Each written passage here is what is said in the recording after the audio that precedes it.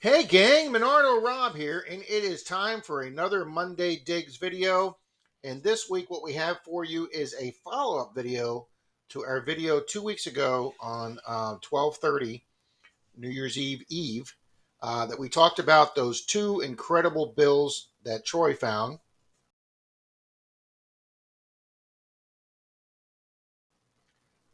Yeah, aren't they just freaking outstanding people? Now, granted, those two were probably a once in a lifetime find that we talked about. Troy got $1,000 for those bills, and here it is, numerous years later, and obviously they'd be worth a lot more money. Like I said in last week's 2 week ago's video, I couldn't even find a bill on the internet with all 8 numbers being the same. So I got a lot of great comments and input on last week's video saying they found it very interesting. They learned a lot. They found all kind of new information they didn't know before. So what I have done is I've gone back through my old videos and my old video files, and I found the video from the 3 bills I talked about, uh, that I got from a bank teller that I've made friends with at the banks. One of the banks that I take my Wells Fargo, where I take my return half dollars from. I'm very friendly with the entire staff at that one branch. One teller in particular that I kind of flirt with a little bit. She always makes sure she saves me anything unusual in her register, as do the other tellers. Hi, big dog. Hi.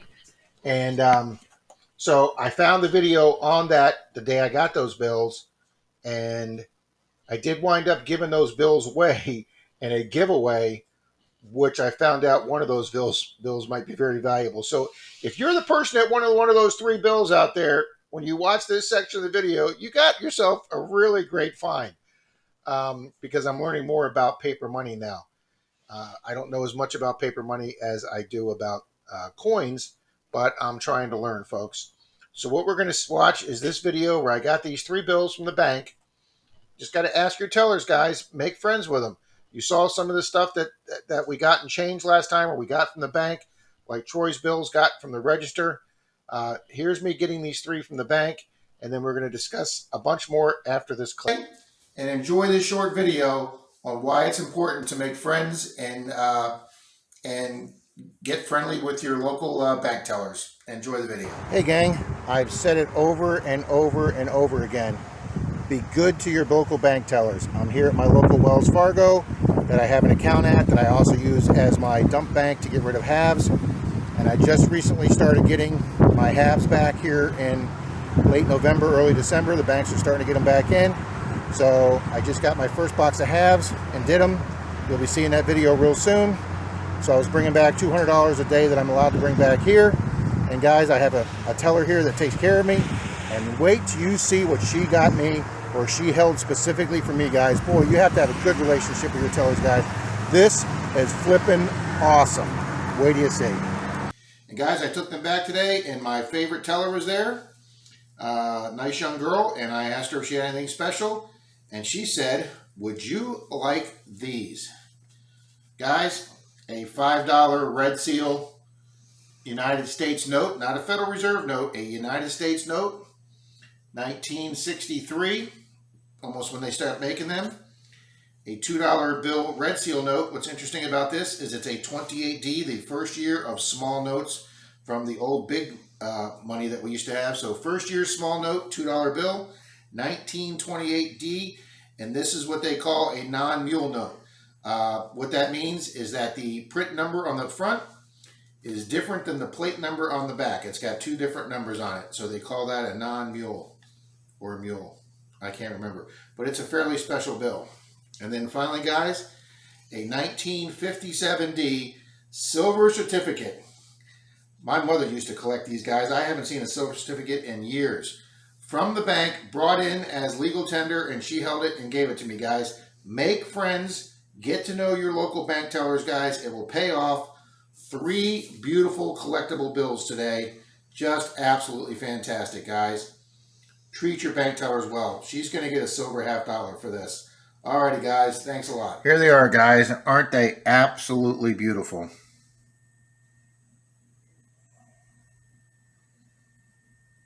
Silver certificate, a U.S. mint note, United States note. United States note. This is when the U.S.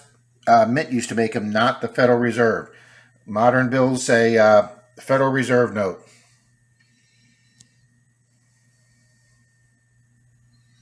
All right, let me show you the back. Alrighty, what makes this $2 bill unique is that this number right here, this 317, is different than the 322 on the front. Since they have two different die lot numbers, I believe it's called a non-mule bill. Okay, and then there's the 5.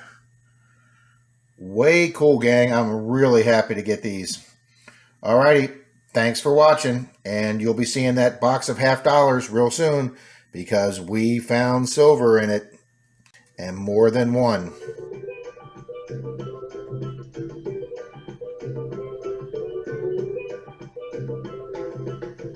Well, there you go, gang. There is a perfect example of bills that you can actually get from your bank. Are they common? No. Does it happen every day? No. But they're out there, guys. Now, how did the bank get these? One of their older customers came in that had them and knew they were old bills. Either they had been saving or somebody in their family had been saving them up, but they needed money to spend. So they came into the bank. Now, did the tellers rip them off? Absolutely not. The tellers told them, sir or ma'am, I don't know if it was a man or woman, these bills are collectible bills. They're worth more money. You should find a coin or currency collector that would give you more money for them. And they declined. They said, no, I'm not worrying about that. I don't have time to mess with that. Folks, a lot of people will say that. They don't have time to look for this stuff or mess with this. They just wanted cash, and they're out the door. So she saved them for me. So are they worth more than face value? Absolutely. Are they worth a fortune? No. But those 3 bills would be 3 great bills to have as a beginner in starting your currency collection. All right, so let's show you some more that Rob's gotten through change or going to other banks. Alrighty, folks, here is another example. I know some of you are going to freak out over this, of what I got from a bank. I went to one of my local banks and I ordered, I believe it was $4,000 of $2 bills to do a currency search.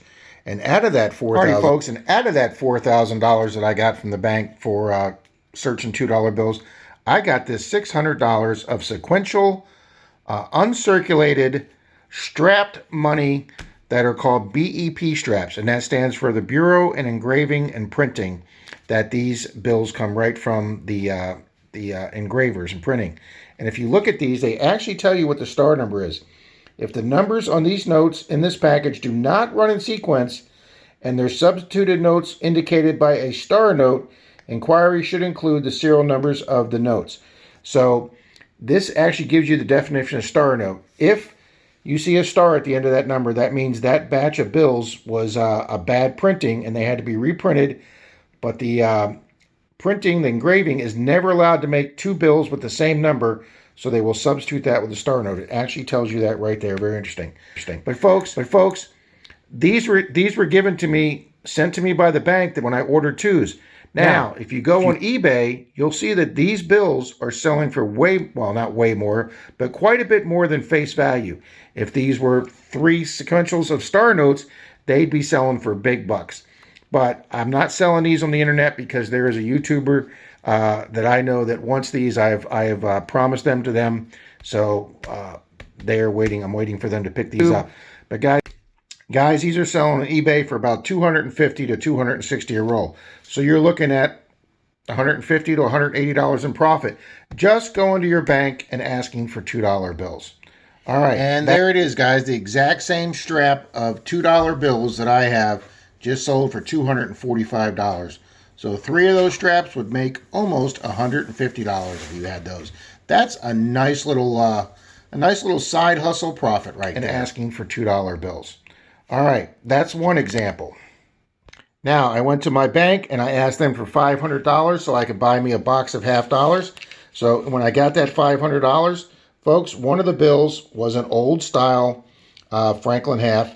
This was before it had the new ones that are anti-counterfeit. You can see this is 1990. Now, that's not super old, guys, but that's actually 35 years old already. And if you look at the condition of that, that is in phenomenal condition, and it's an older style bill. I'll look to see if these are selling for any more than face value on eBay right now, but I have held this and put this in my personal collection right now. Well, there you go. There you go, gang. The very first one I pull up on eBay looks exactly like mine. I'm not even sure if it's as good as shape. Just sold for $130, folks. By hanging on to that bill, I've now just made $30. Now, here is one of the best bills I may have ever gotten in change or gotten from the bank when I need cash. I was looking at this a few minutes ago, and I'm like, why did I just save a 2004 $20 bill that's not in that great a shape? And then I realized why I saved this one, folks.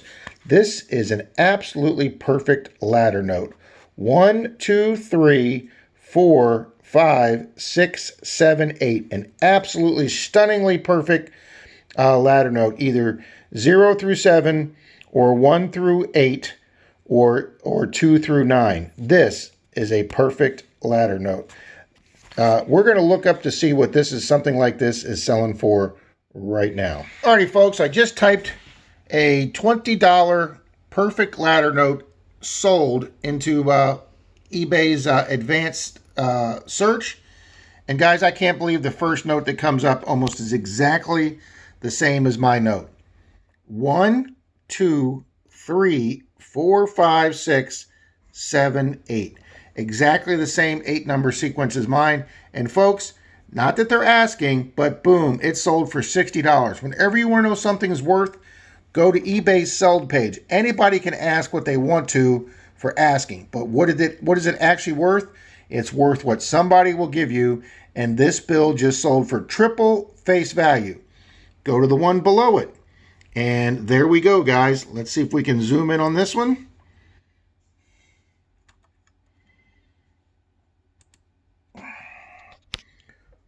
And that's not even a real ladder. It's missing 4. 1, 2. Oh, wow. But look at it, though. It's almost in perfect sequence. 1, 2, 3, 5, 6, 7, 8, 9. Now, if there was a 4 in there instead of the 9, it had been a 4 in sequence, guys. This bill would have probably sold for $65, but this bill would have probably gone for hundreds, if not in the thousands, guys. Is that a super rare number? Yes, it is. Alrighty, guys. I mentioned a few minutes ago in this video that the $2 bill was a 1928, which is a first-year small bill. Prior to 1928, the United States made their bills a lot larger. We're going to show you an example of that right now. Alrighty, folks, I mentioned ago that I would show you one of the old large-style United States bills. These bills were made from 1862 all the way up to 1928 when they went to the current size bills.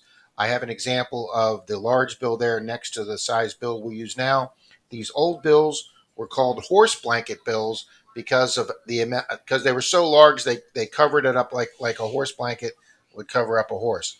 They are times and a half larger than our modern money now, and like I say, they ran to 1928, and then we switched to the smaller bill. These two bills were from the coin collection that I bought from the estate sale of the neighbor down the street. These were the only two pieces of United States paper money. So this one bill, the large bill, is a 1923 silver certificate. This is the oldest bill that I now have in my currency collection, and the other one is just an absolute mint state 1963 $2 what they call a red note with the red lettering. So, folks, there you go. Thanks for watching, folks, and we'll see you next week.